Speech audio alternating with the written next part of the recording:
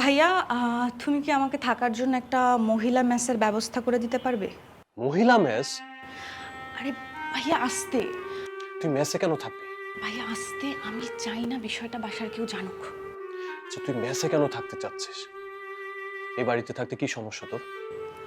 ভাইয়া সমস্যা কিছু না, আমি আসলে আমার পড়াশোনার সুবিধার জন্য মেসে থাকতে চাচ্ছি। ছোট চাচি কিছু বলেছে? চাচির কোনো কথা তুই মাইন্ড করেছিস? আরে পাগল, উনি তো এইভাবেই কথা বলে, ওনার কথা মাইন্ড করলে হবে? হ্যাঁ,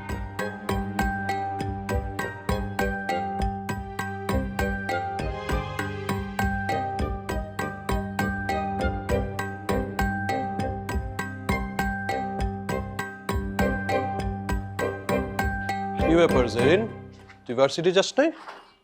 না ভাইয়া, কেন? এমনি। কি ব্যাপার, তোরে দেখে এরকম মন মরা লাগতেছে কেন? কি হয়েছে? হ্যাঁ, ঠিকই ধরছো ভাইয়া, কিছু ভালো লাগতেছে না। কেন? বাড়িতে সবাই ভালো আছে তো?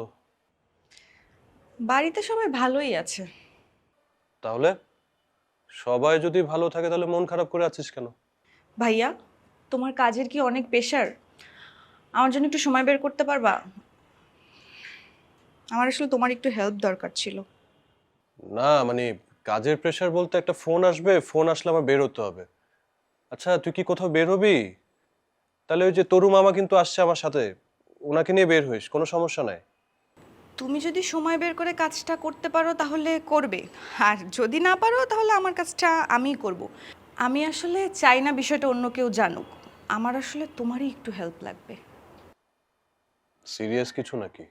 ভাইয়া তুমি কি আমাকে থাকার জন্য একটা মহিলা মেসের ব্যবস্থা করে দিতে পারবে? মহিলা মেস? আরে ভাইয়া আসতে। তুই মেসে কেন থাকবি?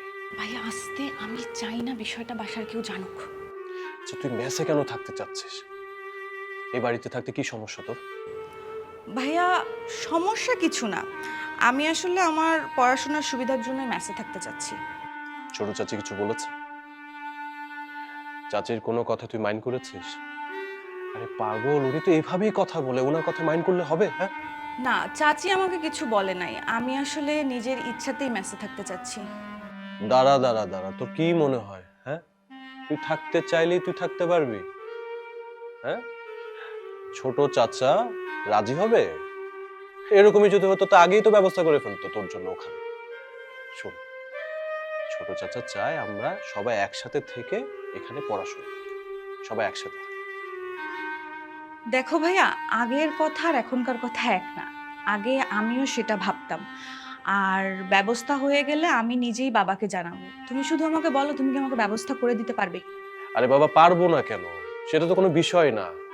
কিন্তু আমি বলি কি যে, তুই যে ওখানে থাকবি, তুই ম্যানেজ করবি কিভাবে? অনেক খরচ আছে তো, এই খাওয়া দাওয়া, তারপরে ধর আনুষঙ্গিক কত খরচ আছে না, কিভাবে ম্যানেজ করবি? আমার মনে হয় কি তুই আরেকটু ভেবে দেখ। বাবা তো আমার পড়াশোনা আর খাওয়ার খরচ পাঠায় দেয়, আর বাকি থাকে শুধু থাকার খরচটা। সেটা যদি বাবার দিতে কষ্ট হয় তাহলে না হয় আমি ম্যানেজ করি না। তাই? আর তুই কিভাবে ম্যানেজ করবি সেটা শুনি। আমি না হয় 2-3টা টিউশনি ম্যানেজ করব। ওয়াও, তোর কি মনে হয় এই বাজারে টিউশনি ম্যানেজ করা কি এত সোজা? ভাইয়া, আমি অলরেডি একটা টিউশনি করাচ্ছি, সপ্তাহে 3 দিন পড়াই। তাই বাসায় ফিরতে একটু রাত হয়। আমি যদিও এখনো বাবা বা চাচি কাউকে কিছু বলি নাই। ভাইয়া, কথাটা আমি শুধু তোমাকেই বললাম, তুমি কথাটা নিজের মধ্যেই রেখো। আচ্ছা ঠিক আছে, আমি নিজের মধ্যেই রাখবো। কিন্তু আমি বলছি কি, অতিরিক্ত প্রেশার নিতে গিয়ে পড়াশোনা আবার নষ্ট করিস না। দেখ, আমি বুঝতেছি তোর হয়তো এখানে কষ্ট হচ্ছে, একটু মানায় নে। আমরা সবাই তো মানিয়ে থাকছি। একবার পড়ালেখাটা শেষ হয়ে গেলে তারপর তোর যা ইচ্ছে তারপর তুই করিস, কেউ কিছু বলবে না। ঠিক আছে ভাইয়া, তোমাকে আর আমার জন্য কিছু করতে হবে না। এই দেখ, ভালোর জন্য বললাম, ভুল বুঝে চলে। আচ্ছা, আমার তো কল দিতে হবে।